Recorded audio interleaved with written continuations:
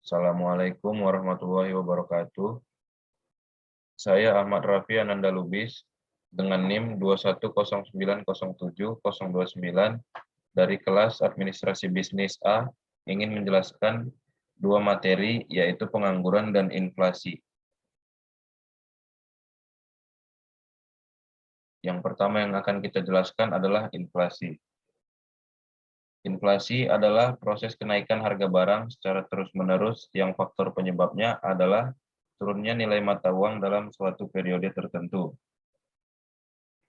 Inflasi berarti perkembangan perekonomian di mana harga dan gaji meningkat, permintaan tenaga kerja melebihi penawaran, dan jumlah uang beredar sangat banyak. Inflasi ditandai dengan kenaikan harga barang secara terus-menerus dalam rata-rata tingkat harga merupakan fenomena ekonomi yang berdampak positif atau negatif terhadap perekonomian Indonesia. Inflasi di dalam negeri akan menimbulkan fluktuasi harga di pasar domestik sehingga berdampak terhadap perekonomian Indonesia. Salah satu faktor penyebab terjadinya inflasi karena jumlah uang beredar meningkat, depresiasi nilai tukar rupiah, krisis ekonomi, dan ekspektasi terhadap inflasi yang tinggi. Inflasi menyebabkan timbulnya biaya sosial yang harus ditanggung oleh masyarakat. Pertama, inflasi menimbulkan distribusi pendapatan di mana masyarakat kelas bawah berpendapatan tetap karena turunnya daya beli, sedangkan masyarakat kelas atas memiliki aset-aset finansial yang dapat melindungi kekayaannya dari inflasi sehingga daya belinya relatif tetap. Kedua, inflasi yang tinggi berdampak negatif terhadap pertumbuhan ekonomi. Salah satu kebijakan dalam pengendalian inflasi berupa kebijakan moneter yang dilakukan untuk mempengaruhi jumlah uang beredar, suku bunga SBI, dan nilai tukar. Secara umum, kebijakan moneter dicapainya keseimbangan internal dan keseimbangan eksternal, di mana keseimbangan internal ditunjukkan dengan terciptanya keseimbangan kerja yang tinggi, laju pertumbuhan ekonomi yang tinggi, dan rendahnya laju inflasi. Di sisi lain, keseimbangan internal biasanya ditunjukkan oleh keseimbangan neraca pembayaran.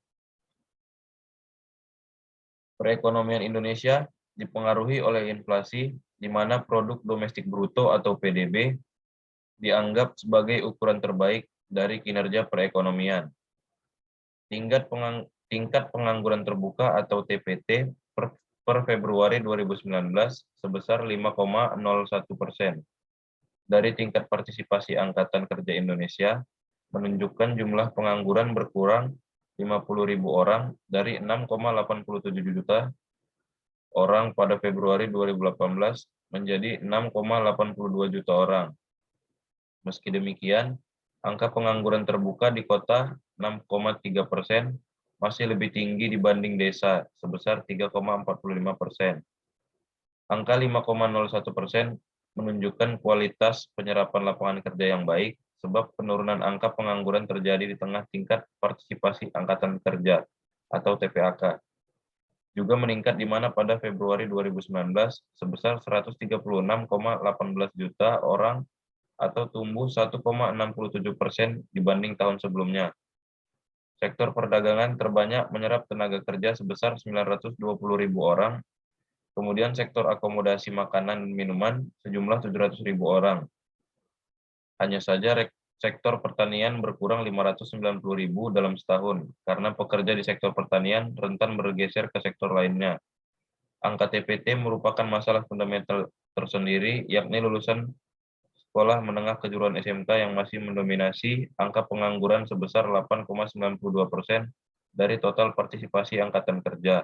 Kemudian 7,92% pengangguran lulusan diploma.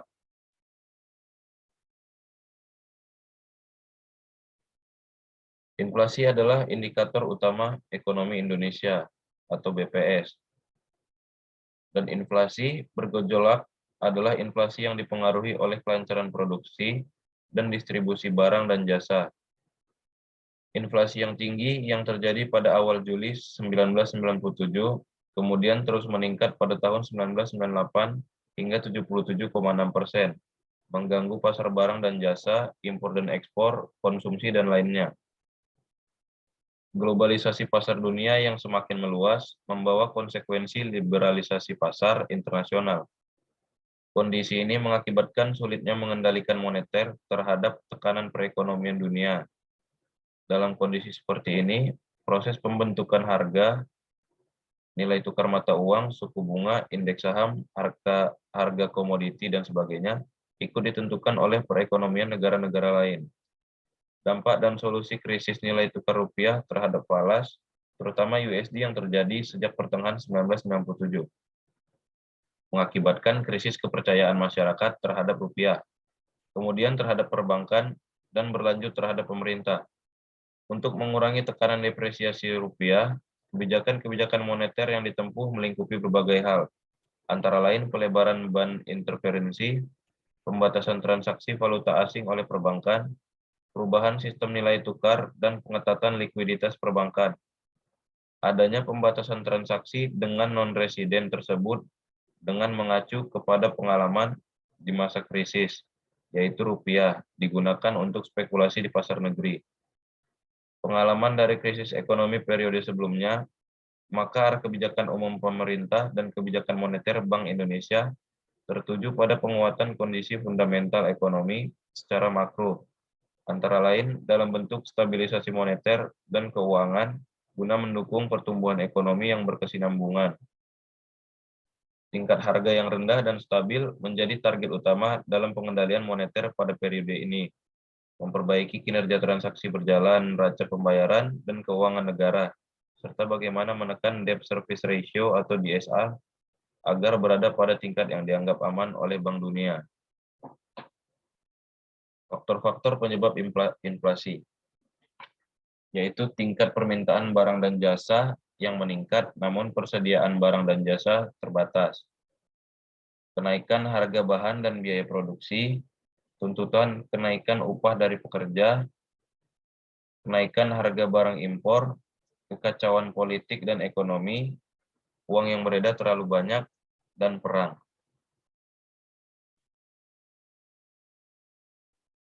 Adapun berdasarkan dari penyebabnya, ada beberapa jenis inflasi. Yang pertama yaitu inflasi tarikan permintaan atau demand pull inflation.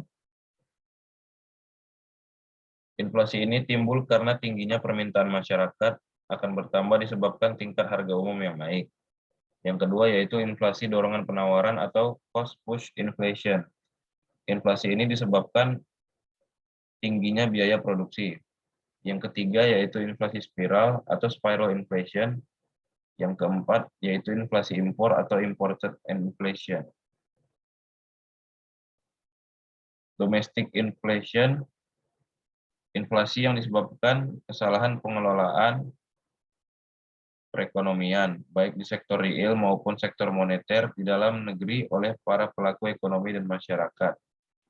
Imported inflation, yaitu inflasi yang disebabkan oleh adanya kenaikan harga-harga komoditi di luar negeri atau di negara asing yang memiliki hubungan perdagangan dengan negara yang bersangkutan. Inflasi ini hanya terdapat terjadi pada negara yang menganut sistem perekonomian terbuka atau open economy system. Inflasi ini dapat menular, baik melalui harga barang-barang impor maupun harga barang-barang ekspor.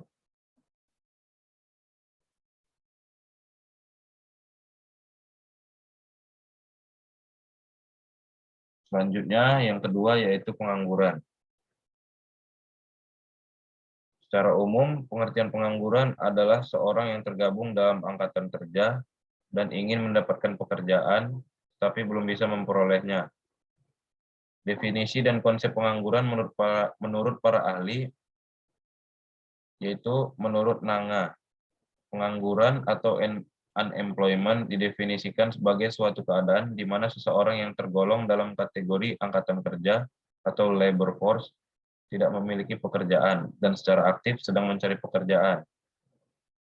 Sedangkan menurut Sukirno, terdapat dua cara untuk menggolongkan jenis-jenis pengangguran, yaitu berdasarkan sumber atau penyebab yang mewujudkan pengangguran dan ciri pengangguran tersebut. Berikut jenis-jenis pengangguran berdasarkan penyebabnya. Yang pertama yaitu pengangguran normal atau friksional. adalah jenis pengangguran yang disebabkan penganggur ingin mencari pekerjaan yang lebih baik. Yang kedua yaitu pengangguran struktural. Pengangguran struktural adalah jenis pengangguran yang disebabkan adanya perubahan struktur kegiatan ekonomi. Yang ketiga yaitu pengangguran teknologi. Pengangguran teknologi adalah pengangguran yang disebabkan adanya penggantian tenaga manusia oleh mesin-mesin dan bahan kimia. Dan yang keempat yaitu pengangguran siklikal. Pengangguran siklikal adalah jenis pengangguran yang disebabkan merosotnya kegiatan ekonomi atau karena terlampau kecilnya permintaan agregat di dalam perekonomian dibanding penawaran agregatnya. Lebih lanjut, menurut Sukirno, penggolongan jenis pengangguran berdasarkan cirinya adalah sebagai berikut. Yang pertama yaitu pengangguran terbuka. Pengangguran terbuka yaitu pengangguran ini tercipta sebagai akibat pertambahan lowongan pekerjaan yang lebih rendah dari pertambahan tenaga kerja. Yang kedua yaitu pengangguran tersembunyi. Pengangguran tersembunyi yaitu pengangguran ini tercipta sebagai akibat jumlah pekerja dalam suatu kegiatan ekonomi lebih banyak dari yang sebenarnya diperlukan. Yang ketiga yaitu pengangguran musiman. Pengangguran bermusim atau musiman yaitu pengangguran yang tercipta akibat musim yang ada. Biasanya pengangguran ini terdapat di sektor pertanian dan perikanan. Dan yang keempat yaitu setengah menganggur. Setengah menganggur ini adalah pengangguran yang tercipta akibat tenaga kerja bekerja tidak sepenuhnya dan jam kerja mereka adalah jauh lebih rendah dari yang normal.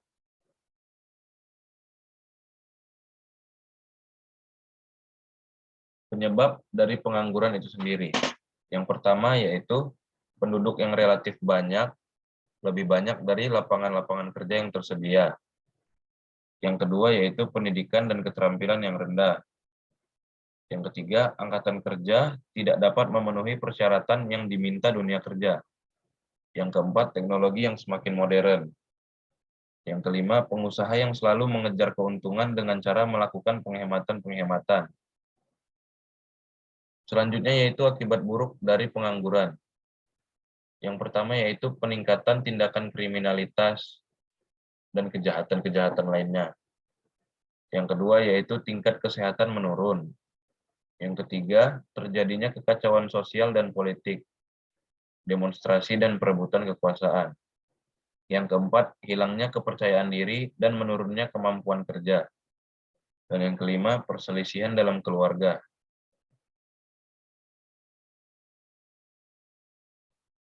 Tekanan dari inflasi global memberikan perubahan yang signifikan.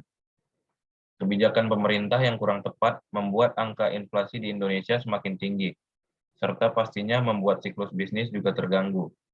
Karena siklus bisnis juga menjadi salah satu indikator penting yang dapat kita lihat saat terjadinya krisis pada tahun 1997. Tepatnya pada bulan November, inflasi sebesar 8,44%. Pada bulan Maret tahun 1998 menjadi 27,11%. Dan bulan September pada tahun yang sama meningkat menjadi 82,40%, di mana titik ini adalah puncak keterpurukan ekonomi Indonesia.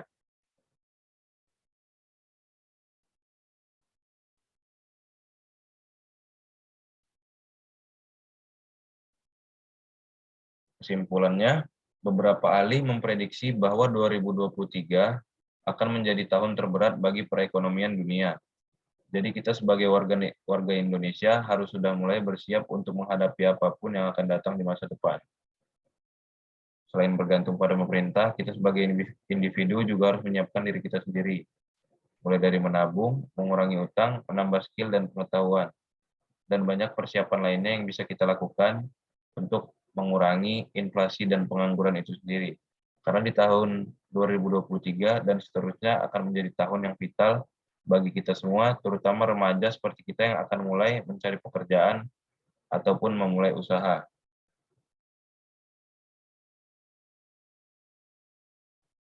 Sekian dan terima kasih. Sekian presentasi saya. Sekian materi dari saya. Lebih kurangnya saya mohon maaf. Wabillahi taufiq wal hidayah. Assalamualaikum warahmatullahi wabarakatuh.